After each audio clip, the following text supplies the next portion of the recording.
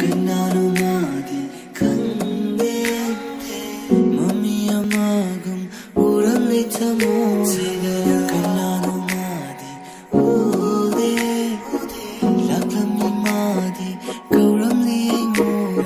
Tayo nari aigi punshi Tayo namangan rahina kande Nangak nari aidi ngashi Nangi mamiri udana layre Tidin layre taipam danandi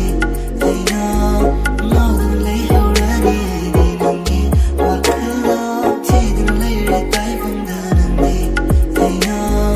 Maudun lay haurani aidi nangi Wakala Lay chilla talava